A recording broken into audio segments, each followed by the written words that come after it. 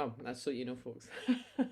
So welcome everybody then, and welcome everybody who's joining us live. Welcome everybody who's watching the recording, and Dawn, and a special welcome to you, and thank you very much for agreeing to come along and lead the conversation this month. Um, so Dawn, you and I have really just encountered each other online, and I was really um, powerfully moved by your interview with Dale A.D. Jones, and that's what prompted me to reach out to you, and I think we have a couple of things in common, which also I am very interested to hear more about, and that's that both of us had experience of the 12-step movement and 12-step groups, and also both had really quite powerful changes and as a result of that, or maybe you don't see it as a result of that, but I'm very curious to hear more about that and how you see that now. And like me, you I'm reading from your bio here, but you had many years between 12-step therapy and self-help. So again, I'm very interested to see how you draw a distinction between that and what's been on offer through an understanding of the three principles. So I think without further ado, I'm going to hand it over to you and just invite you to share about some of those aspects, or indeed anything else that you want to share about, and just see how we go. Dawn. Thank you. Thank you, Christian. Sorry to jump over on you at the end. First of all, I just wanted to say I'm honored to be asked. I've been following you and Barbara's conversations for a while. I met you on Harry and Greg when they were running the Facebook group and listened to a couple of the webinars. And I have a big place in my heart for the crossover between addiction and addiction recovery and the three principles. It's kind of how I kind of see the principles is through the light of someone who truly does believe in the concept that is propounded in the 12 step, especially the book of AA, that says we 100 men and women who have recovered from a hopeless state of mind and body. And I think that's the beautiful thing about this journey through the principles and my journey in 12 step recovery is that I think now in the principles I really do see that recovery is truly possible, and we live in it every day. And when they wrote that book, when it was written, when Bill W. sat down and penned it, he actually, it was really important that word recovered. And now through the lens of the principles, I really see that that is possible. That it is actually possible in order to recover from these habitual patterns of behavior that I use to cope with my thinking, my feelings.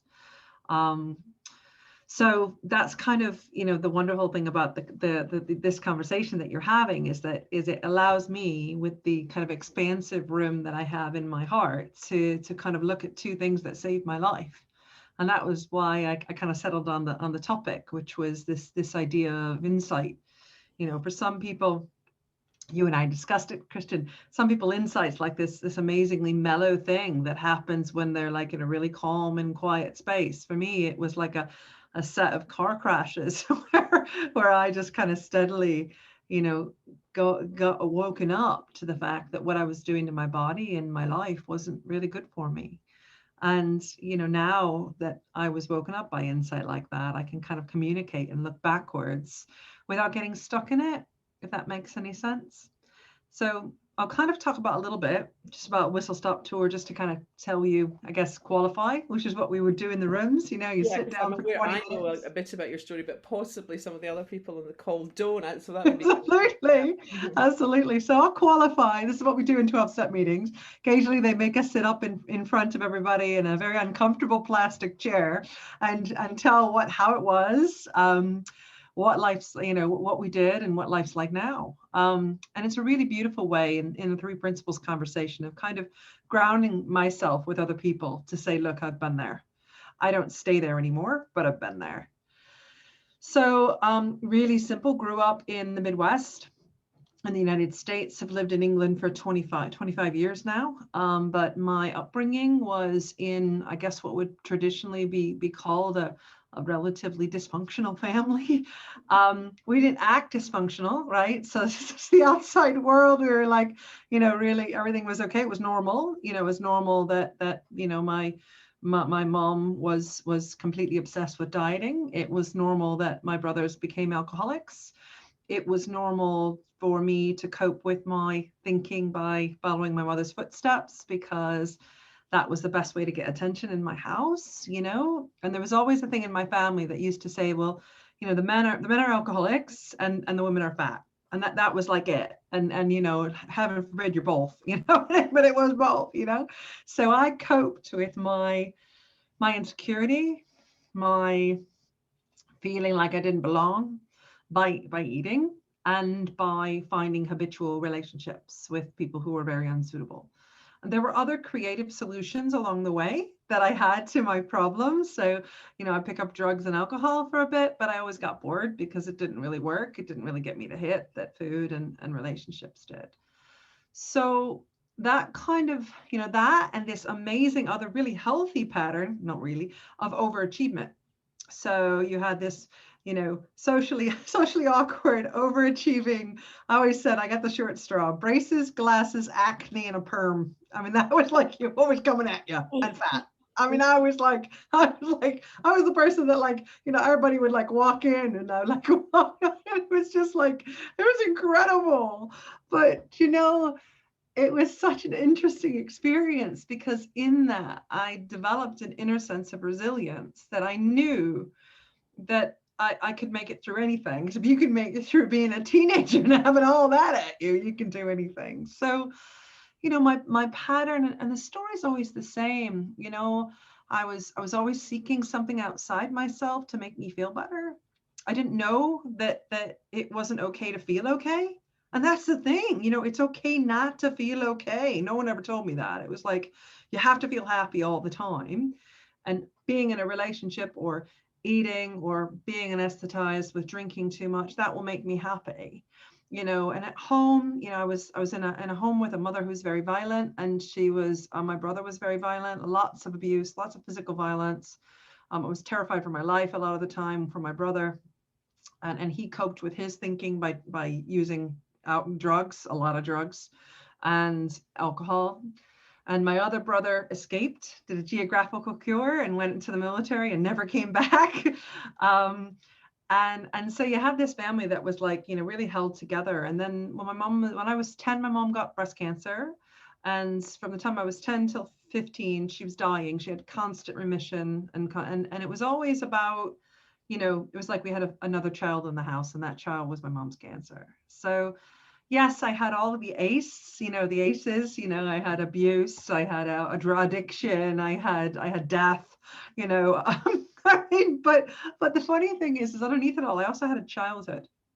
I also had, I was reflecting recently, days where I would lay on the picnic table at home. One of my funniest stories is I was laying on the picnic table once and a bird flew over and pooped in my mouth. Now that is like the ultimate description of like life, right? A peaceful moment where you're just lying there and all of a sudden, poop happens, right? It just does.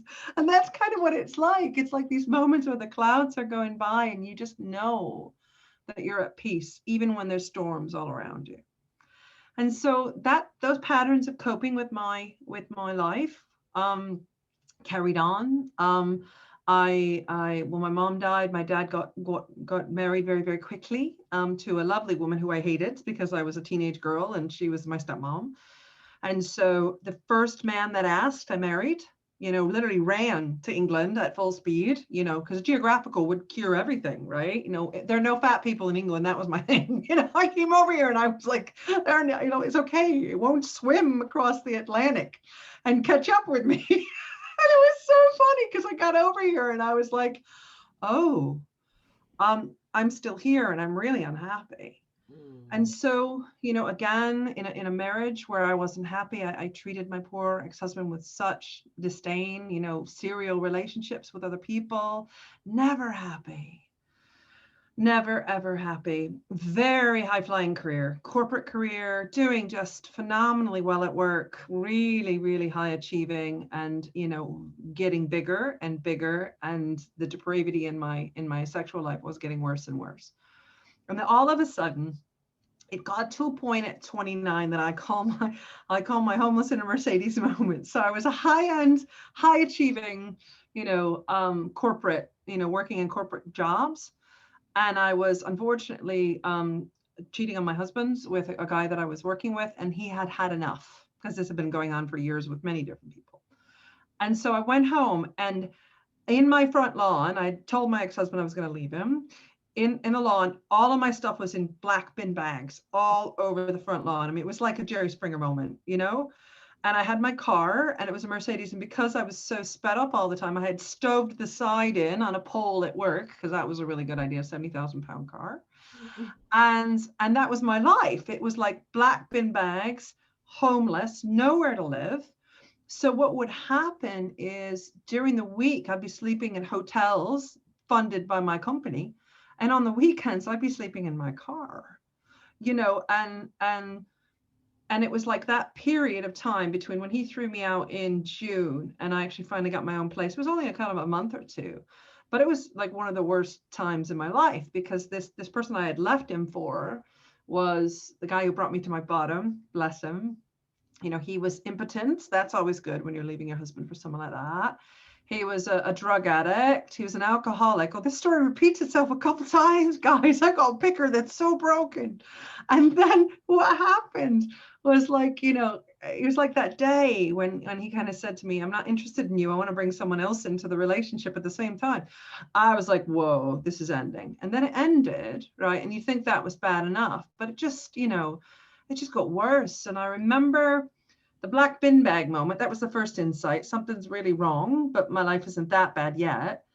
And then I was in a hotel room on a Friday night. I knew I was going to have to sleep in my car. And I was very dramatic. So I had candles all around me, light, dark, on the phone with my dad. I said, Dad, I'm going to kill myself tonight. I've decided I've just had enough. I had a razor blade. I was ready to go. And he just said to me, I can't stop you. I love you. And he put down the phone. And it was that moment, that was when the biggest insight came into my life, which is you have a choice right now whether you want to live or die and how you want to live your life. And I don't know what happened, but it was like something within me made the choice for me. And that's insight. Insight doesn't come from my intellect. It doesn't come from someone telling me what to do. It comes from like almost like a lioness bit of me that just literally says, you cannot do this anymore. Something has to change. And I wish it was like, this beautiful thing, but it was like literally, it was like I knew at that point something had to change. A week later, I read a book and I recommended it to everybody called Women Who Love Too Much. And in the back of it, this lady told me something about 12-step fellowships for relationships. And I entered a 12-step fellowship for relationships. And I got sober, which meant, no relationships for 90 days, which was a miracle because I couldn't go like 90 minutes without setting up something. And then I sat in these uncomfortable chairs every single week for years. And then all of a sudden so this is the thing that's lovely about these little openings, these cracks. And this is why the 3 principles of the 12-step movement is so similar, because you'll be sitting in the rooms and all of a sudden you'll hear someone talk about, oh, I have this thing with food. And I was like, well, I'm sober in this. I haven't had sex for 90 days. And now you're telling me I can't do anything with food. But I went along to my first food meeting in 2000. It was about 6 months later, because my sponsor was really careful. She's like, don't try to do too much at the same time. So I went along and I sat in more uncomfortable chairs and I listened, and I got a bit of abstinence in that program, and the weight came off a little bit. I was a little healthier. But what I was always doing was listening in those meetings with the ear, Christian, of something I do is going to make me better.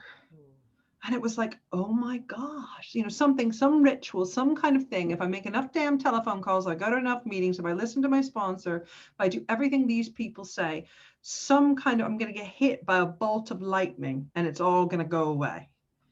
And it didn't. I kept uncovering other things that were wrong.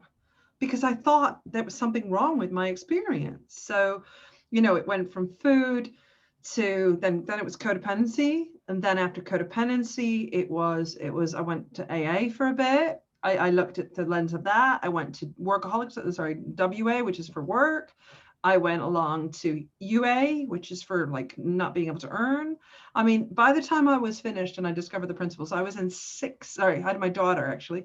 I had 6 12-step fellowships. So I was making literally, I was going to 6 meetings a week, and sometimes multiple meetings, definitely a meeting every single day on the telephone.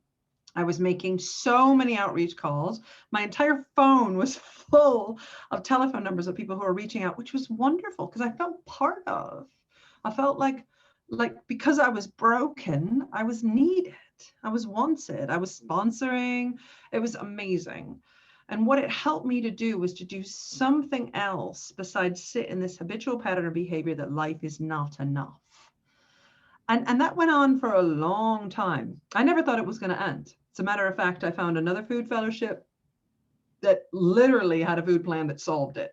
But what it meant in that food fellowship was I had to live a life of complete and utter restriction. Everything had to be very controlled and very tight. I wasn't ever able to socialize with other people around food. I had to, it was so controlled. And that was where the car crash of the relationship that came into my life that you heard about with Dell came along. I moved to Devon. Life was amazing. I'd finally given up my corporate career, decided I wanted to be a coach and lived down here. Didn't know what it was going to look like. A really good life. And all of a sudden, wisdom, bless, decided that it was a really good idea to give me another go with looking at relationships. And that's what I consider these things, right? This isn't a bad thing. I think when we're presented with these things, which they call relapses, relapses, what we have to do is we get a chance to look at something through a slightly different light. Now, I'm not suggesting to a drinking alcoholic to go out and have a drink just to see if you can look at it a little differently. I wouldn't suggest that. But what I am saying is a relapse is not an end. What it is a chance to look a little deeper. And so for me, when I kind of came across this understanding, I was in my relationship for only 3 months. I was terrified to go home. I was horrified because this person told me that he would leave me if I didn't come off my food plan. So I did. And when I came off my food plan, all of a sudden I was like, look, all this food I haven't tried for 8 years. And lo and behold, my body likes to eat certain things a lot. So I started putting weight on and started feeling bad. And I started blaming myself and thinking if I could fix the relationship, everything will be okay. But something was different because this person told me that he thought I might need a psychiatrist. So I went along and I met a coach in the 3 principles, and she pointed me in the direction that there was nothing in the relationship that fundamentally would make me feel any better.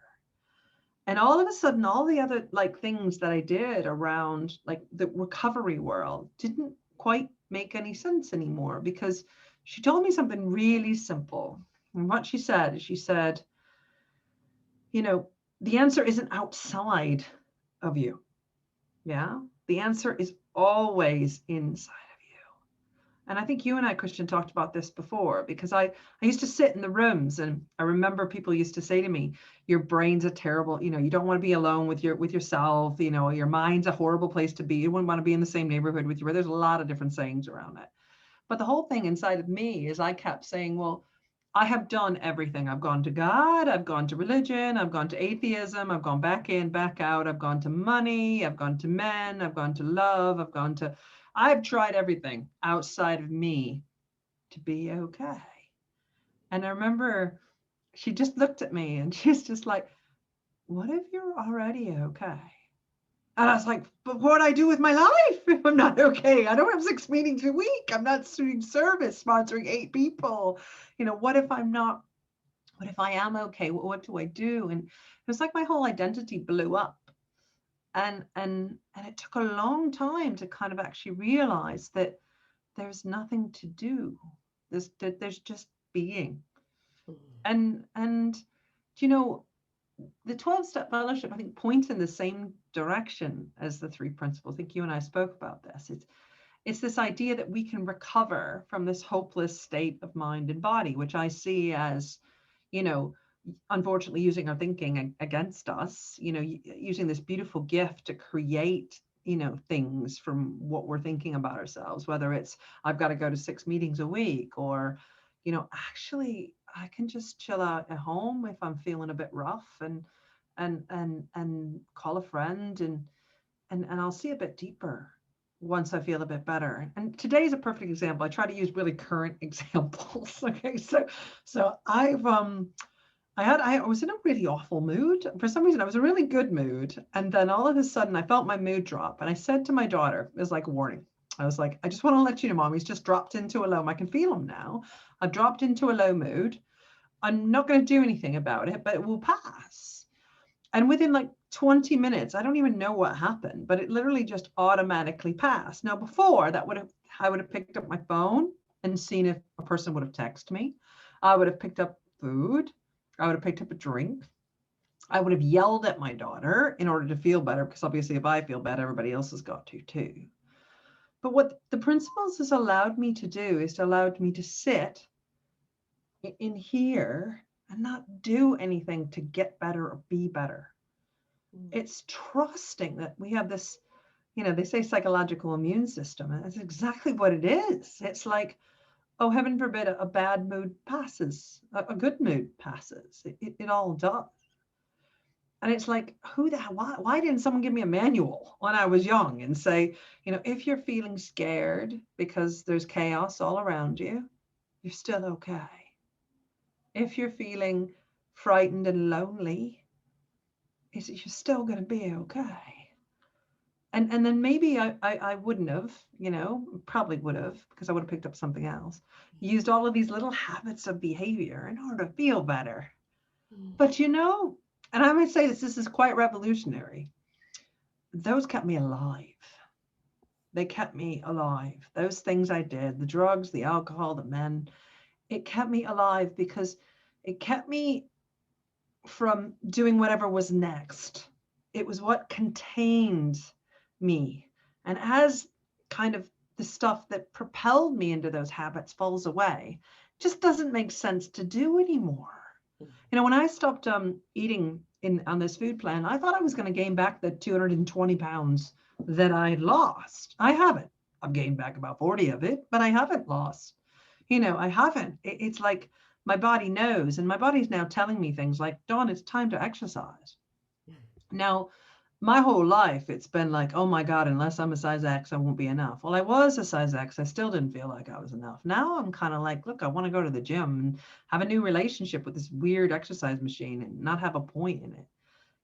Dating now, thanks to Dell, as you said, Christian, she like gave me a challenge. She said to me, I want you to go out and date 6 people and not have a relationship at the end of it. So that's what I'm doing. I keep thinking, okay, got to meet 6 people, but we're getting there. It's like looking at these things without thinking, I'm bad if I'm not married. I'm bad if I'm not thin. I'm bad if I'm not this. What if I'm okay? And what if when the insight's ready to come through me, I've already talked in Dell's work about how when I left my partner, I had no choice. It literally rose through me. And it was exactly the same as that moment. So for me, insight has never been a feather. It's always been a 2x4. It's always been a bash upside the head moment of, oh my God, you got to do something. The big insights, right? The your life's going to end ones. But now the little ones, right? Because someone said to me, one of my fellow rewilding guides, he said, ordinary insights, right? The one today, wow, I don't have to do anything. I'm in a bad mood. I told my daughter that I was. Mom's just in a bad mood right now.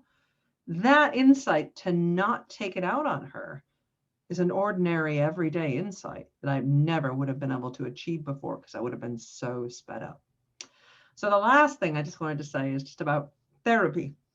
So my journey, I needed all of those things to point me in this direction. I have got a self-help shelf and a half, right? And most of it, there's dust everywhere. I just don't pick up the books anymore. And That's I've been looking into like new topics and new fun stuff. One of my fellow guides is on the call at the moment. She's introducing me to like all different kinds of new literature, and it's fantastic. And looking at it playfully and not having to kind of make myself a project, not having to make this a thing I have to do.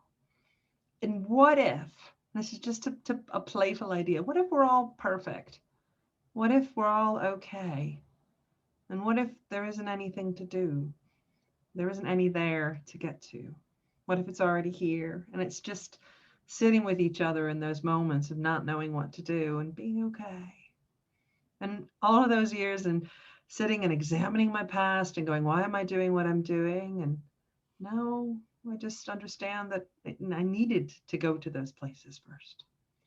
So I just wanted to say thank you. I don't know actually what I've said, but I know that it feels like enough. Well, it was wonderful, and I really appreciate you just sort of sharing so openly. And I can't tell you how much I identify with all sorts of details that you shared. But it's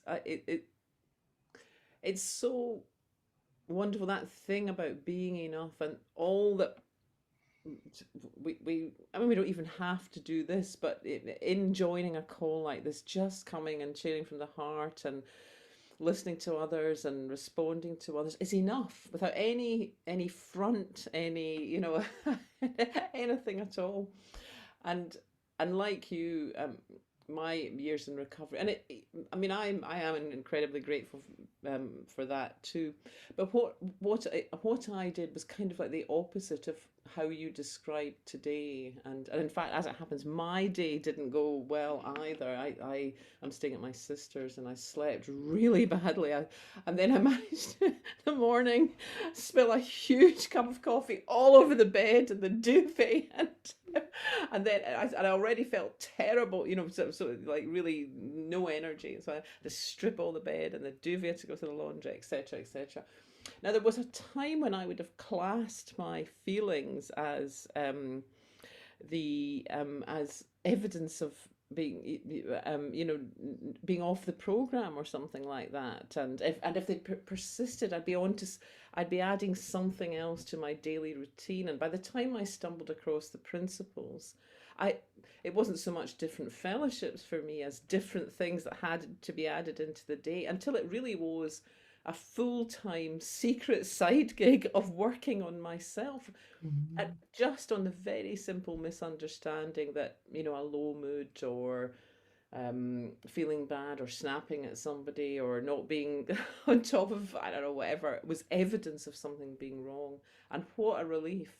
My first 2x4 insight when I stumbled across the principles was, I'm not broken. Nobody's broken. I mean, it was really enormous, and changed my lives in my life in ways that I can't fully articulate. So yeah, I loved everything that you spoke about, Dawn.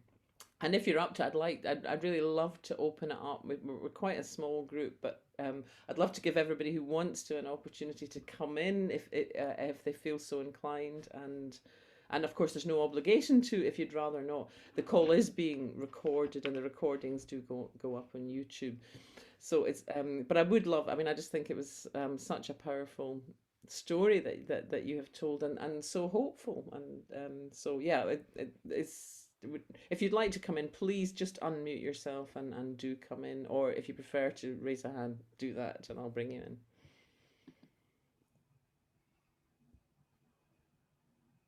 Because otherwise you'll hear more from Dawn and I. Oh, Isabel, welcome.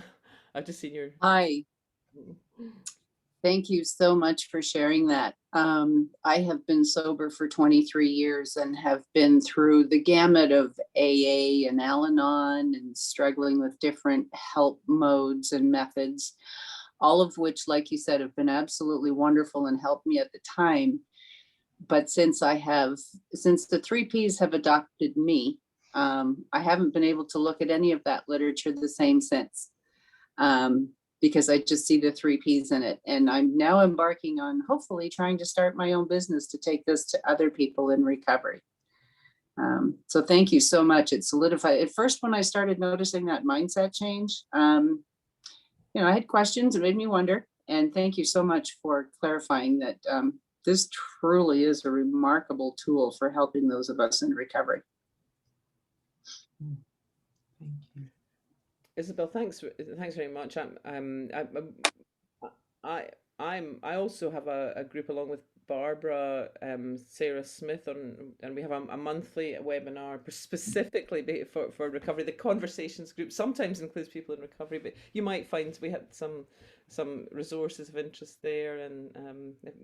But by all means, drop me a line and connect, and I'll send you a link to it, and you'd be very welcome. But best of luck with your new business. Dawn, did you want to respond to anything that Isabel raised there? I think the biggest thing is just that there's just this beautiful feeling of, it's not an or, it's an and. Do you know? And that's the thing I wanna just like really say, is that it's not an or. When I came across this understanding, I think I thought to myself, oh my gosh, does that mean I'm going to lose all my mates? I'm not going to be able to hang out with anybody in recovery anymore. This is my whole life. And no, because I think, Christian, you said this last time to me, you can go along to a meeting and share what you see without being anti anything, because this isn't a like, oh my gosh, you got to believe in my acts. This is just the way we all work. And isn't it beautiful to kind of think, well, it's okay. It's just the way we work, and whether you call it, the beautiful thing in the end of the big book about a spiritual awakening, right? That's what they're asking for as a result of the steps. But, we have that at step 1. Wow. And then we have it at 2, and then all the way up to 12. And I got stuck in the dance of 1 to 9 because I was always looking, because, the recovered concept was beyond me, that I was okay. And thank you for that. And I wish you the best of luck. Anybody who's bringing this to recovery, it's just so close to my heart, because I just think, I just wish more people that I knew were able to be this happy, joyous, and free. Can you imagine? Amazing. Thank you so much. Thank you, Isabel.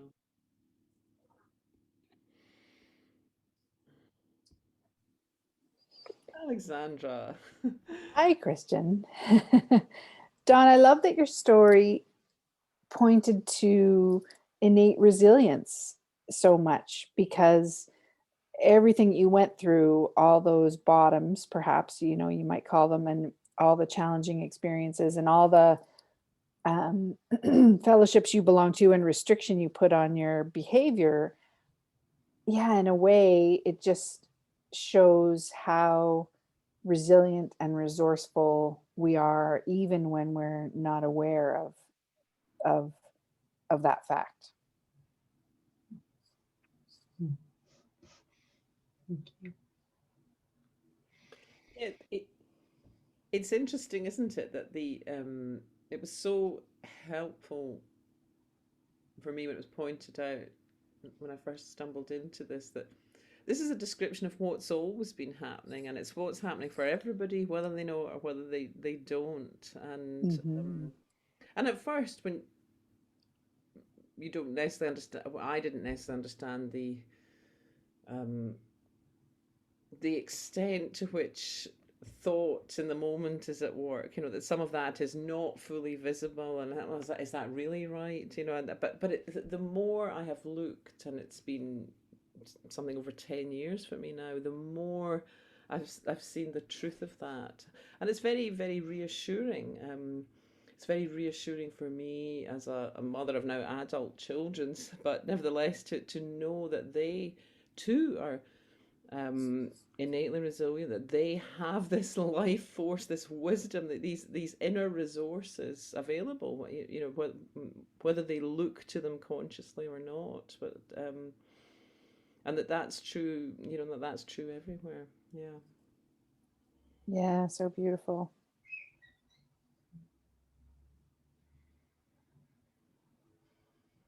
for any of Sue, I know you're just about to come in. I was just going to say that for any of you who are, because one of the motivations behind these conversations is really to encourage people to share the principles in whatever way makes sense to them or occurs to them, and if any of you are inclined to write, Alexandra is a wonderful publishing coach amongst many other things. So I just can't speak highly enough of her. She helped Barbara and I get our book published. So yeah. Oh, thanks, Christian. Not at all. Dawn, I don't know if you wanted to respond. Linda's echoing that to anything that Alexandra said, and then I know Sue's also waiting to come in. I think it's really funny because like one of those questions, and this is just like completely come to me, so it must be either wisdom or someone with a really weird sense of humor in the back of my brain, which is, that's actually one of the things I put on my dating profile, is that I'm like really resilient, because it's true, and it's a really cool thing to have. And we all are, but it's like, that's like one of the characteristics I'm quite proud of, is, it's like that Chumbawamba song, we get knocked down and we get up again. We all do that. One of my favorite toys when I was a kid was a toy called Weebles. They used to wobble and they didn't fall down. That's what it's like. We have this internal Weeble, And I remember being with someone who's severely depressed, and he was convinced that he didn't have a Weeble. And I was like, no, you do. You wouldn't have lived this long. You wouldn't have lived this long. And even if you don't live this long in this lifetime, your essence will go on. It'll be okay. It'll be okay. Beautiful. Sue. I just want to say, Dawn, that your joy and your love of life is so bubbly and contagious. I love it. You're just so exuberant. And one of the things that you said that really touched me was very simple, but you talked about the habitual patterns that life is not enough. And I've been doing a lot of reflecting on this lately. All the different ways in which I'll speak for myself, go through a day feeling like life is not enough. Like somehow I need something more, another cup of tea, or another really interesting podcast, or, we're constantly trying to escape that being, that energy of living and life that's in us. And we are a culture that is so hooked on distraction. It is mind-blowing. So, the 12-step programs are wonderful.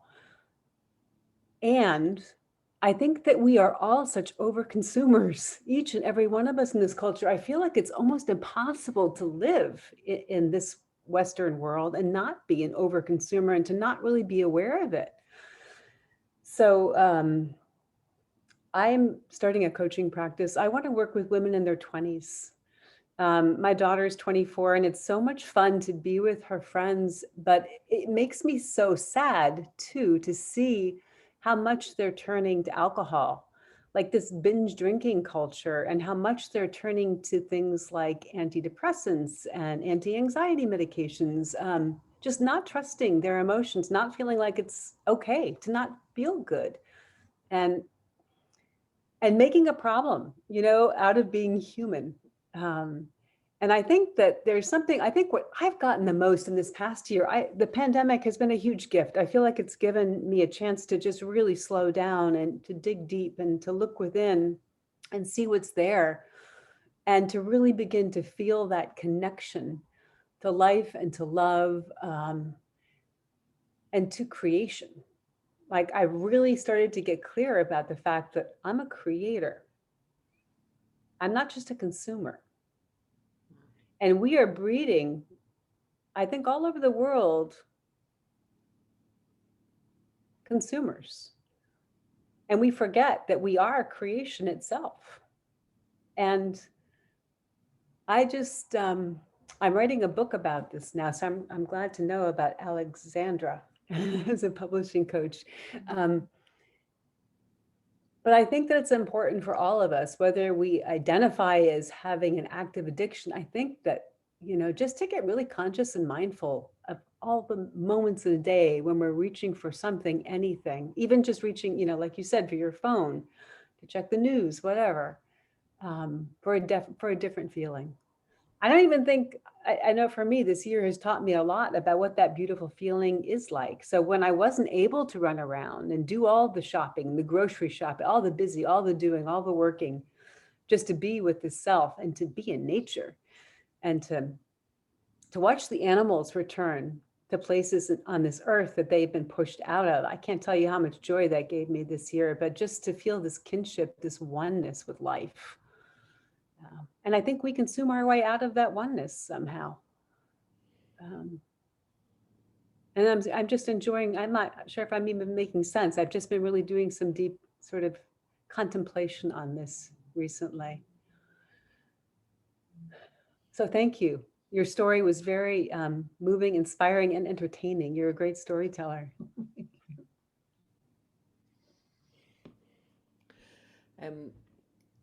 Dawn, were you going to say anything before I jump in?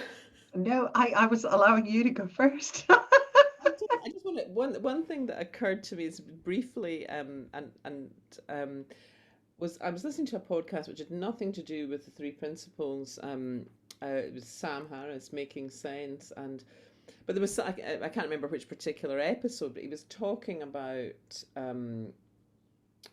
service versus selfishness, and I know that that's a big continuum, and there's lots of places in between, but that people in functional MRIs, that when people were in a mode of service, and wasn't so much selfishness as self-obsession, that when people were kind of in a mode of service, that they seldom felt depressed, and when they were very caught up in self-obsession, that folk who were prone to depression, it would occur when those sort of thoughts were going on.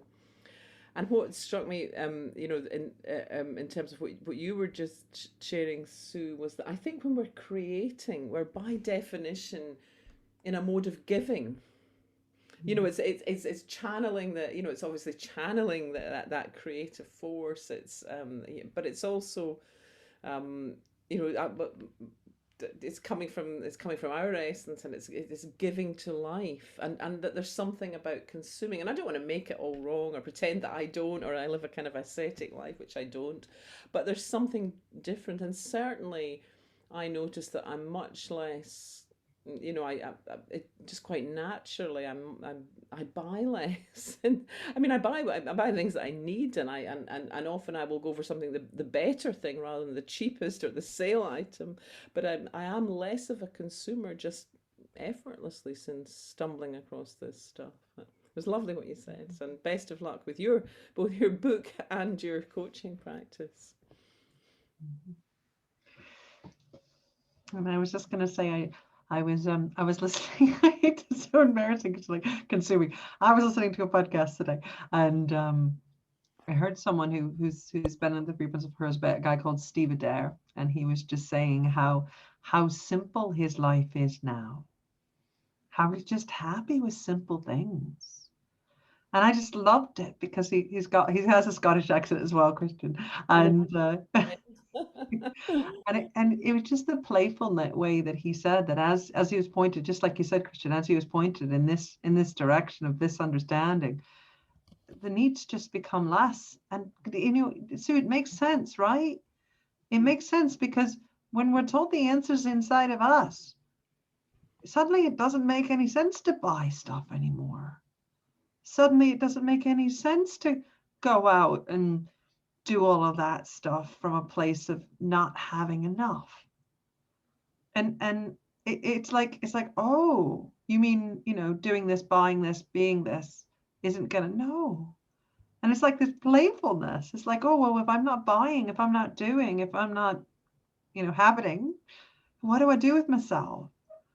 And it's that where the creativity comes in. It's that where you get in touch with the lying on the picnic table moments, and you're thinking, where can I go? Because that's when it's simple. So what a gift that you're catching these young girls before they get habiting until they're 46. what a gift, you know, and it's like, wow, you mean I don't have to be thin, I don't have to be rich, I don't have to have this boyfriend at 24, you know, I can be a bit awkward. My friends can get, I mean, geez, if I could give, and this is the thing that's lovely about being a woman who's, you know, a little bit older, is the self-actualization we get to at this stage in our life, and we're giving wisdom. We're showing people, actually, not even wisdom. It's like this idea that when you go out, Sarah can feel it, go out into this world, you're showing these girls before they even get to my age that they're going to be enough, you know, because they already are. And they don't have to pay attention to their friends saying, get this handbag, you know, because of course that handbag will make you know.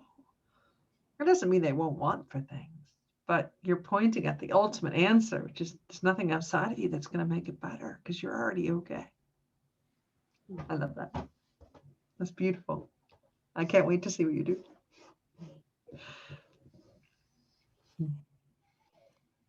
Thanks, Dawn. Thanks, Sue.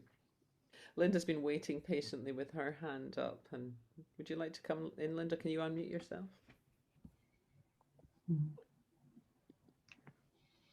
Dearest, beautiful Dawn. Hi. I'm sorry, I'm not on video. I'm you know what, I'm just gonna go on video here. Where am I? Hi. Hi, Alexandra.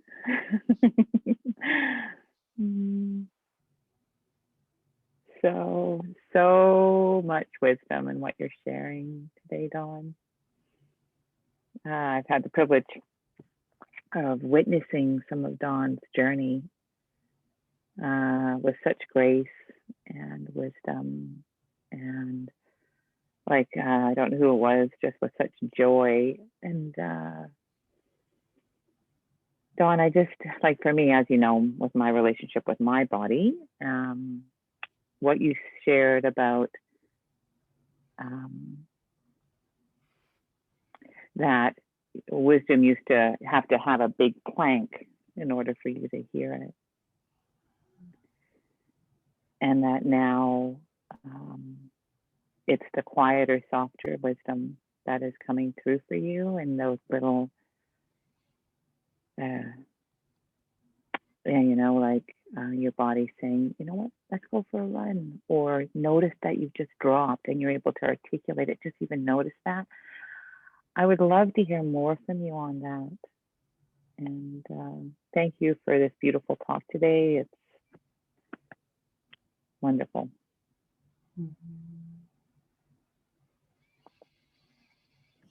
Thank you. Dawn, are you moved to say? Yeah, I just I was spoiled because I got to hear a Facebook Live by Linda on her relationship with her body a long time ago, and I kind of, Linda, don't mind me, I put you on a pedestal here, lovely, but I was yeah, don't mind me, but I was like, oh, it's like you can trust this. That's what she's pointed at. I can trust this. And seriously, this thing with exercise, guys, this is like a huge deal because I'm dyspraxic. I fall over all the time and I've got really bad coordination. And like the gym was always, PE was like, but the insight that came, right, is this, right? Walking down the road with my little person. She's like, Mom, she goes, what was PE your favorite subject in school? And I was like, it was like this parenting moment where I had a choice. And she said to me, and I said, Zia, I said, no. And she goes, oh, it's my second favorite. And the insight was, don't say anything. Don't say anything about your experience being picked last, being the back kid. Just let it be her second favorite subject. And guess who is my gym buddy? That little person runs next to me on the treadmill 3 to 4 days a week. I was thinking I might have to work out, but I went, no, because she likes PE and it's her second favorite subject. So that's it. It's like, wow. And for her, it's playing. You know, she competes with me on the stupid speed on the treadmill. he's going to kill me.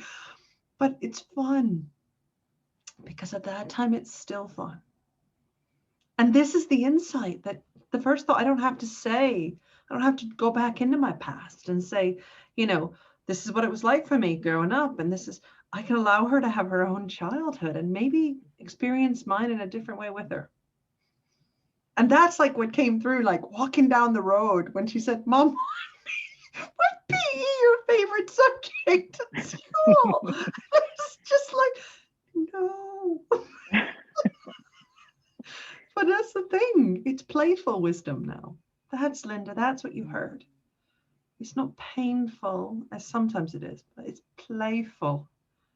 But I don't listen to playful. Sometimes I have to listen. So it takes a bit. But in that one, sometimes mine comes to me like that, Linda. It's really playful.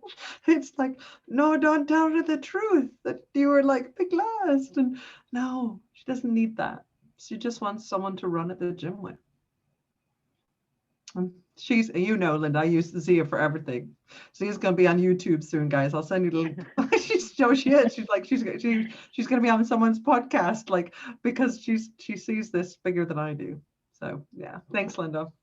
I don't know if that makes any sense, but that's kind of what came through when you said that. Beautiful.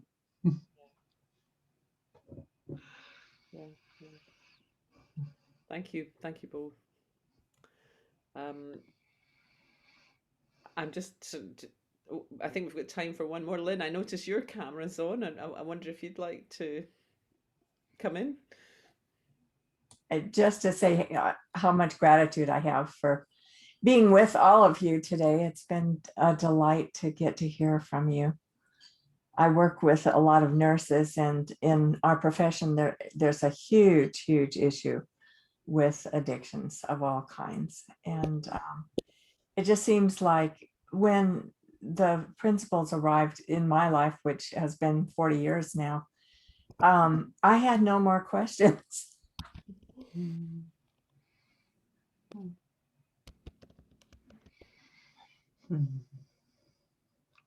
you. Yeah. Yeah.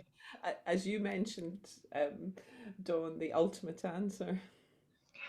No more questions. Very good. Can I ask Lynn a question, Christian? Of course.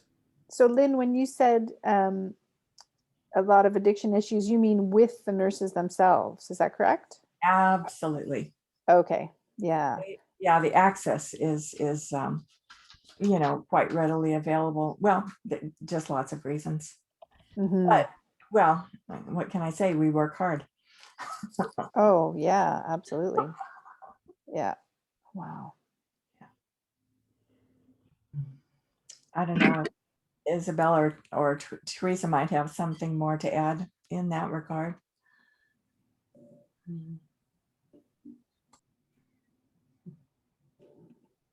Teresa, are you about to come? And I see you're unmuted now.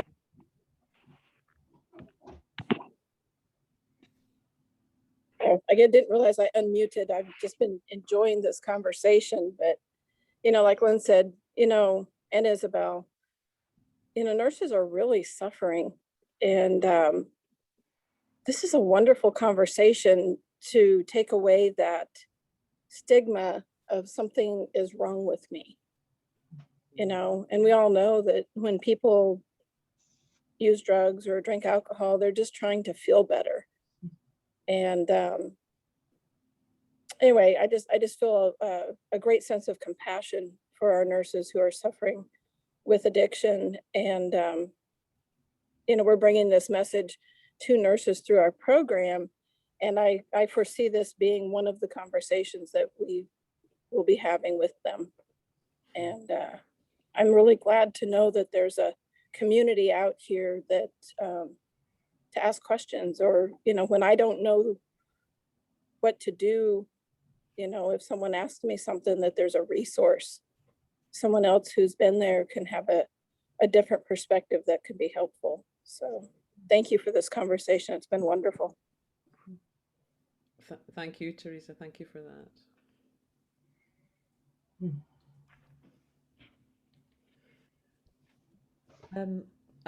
Unless there's anybody who has a sort of burning need to share, or any questions? We're coming towards the end of our time, Dawn, and it would be nice to just give it back to you and just to sort of round us off for today's session. Thanks, Christian. I'm really struck by one particular thing, and that is when you're sitting with a client or you're considering someone in front of you and you look at them and you really see that they're okay. Even if they're using drugs or alcohol or eating compulsively or working compulsively or not able to connect with their children or self-harming or trying to kill themselves, all things I faced. The look of compassion and love that I had the first time someone looked at me and knew I was okay.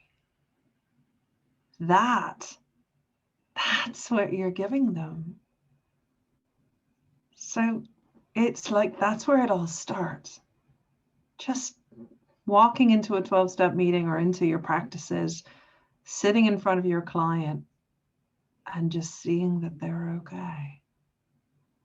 Because you know you are. Because like Lynn said, you don't have any more questions. Don't have any more questions for them either. Because they've got the same thing in you that you have, yeah? The same thing in you, literally. That's a Freudian slip, but I think it was intentional. Because we're all made of the same stuff.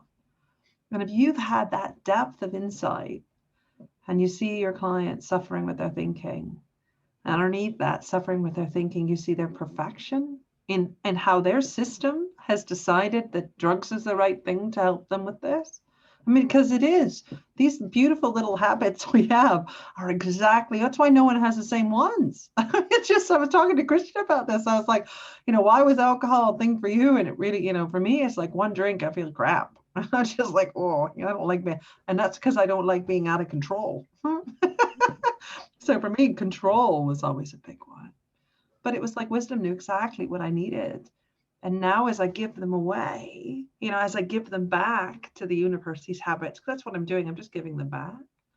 Because for someone else, maybe they won't be the same thing. So someone enjoying a pint down the pub, maybe I can't do it as well, but they're okay. And it's just seeing their okayness. And that's what I heard. I heard the compassion and the love.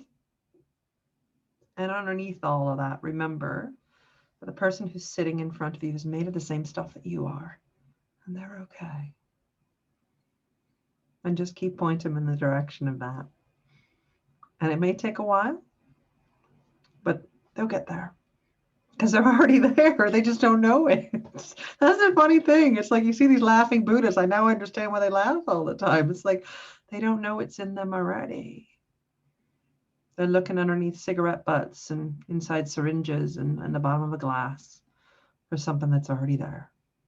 Or the bottom of a crisp packet, or a chocolate bar, or another achievement. But they already have it. And all you're doing is just sitting there going, I see it in you. And I love you. And I'll love you till you love yourself.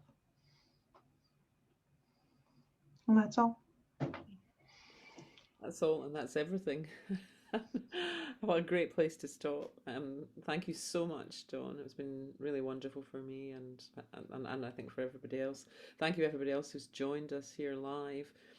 Anybody who wants to contact Dawn, the details will be posted on the YouTube recording, or beneath the YouTube recording, and the details for that will be in the. You can also get a link to that in the Three Principles Conversations Facebook group. So that will go up probably tomorrow. And thank you again, everybody, and Dawn, a special, huge thank you to you. Thank you very much indeed. Thank you.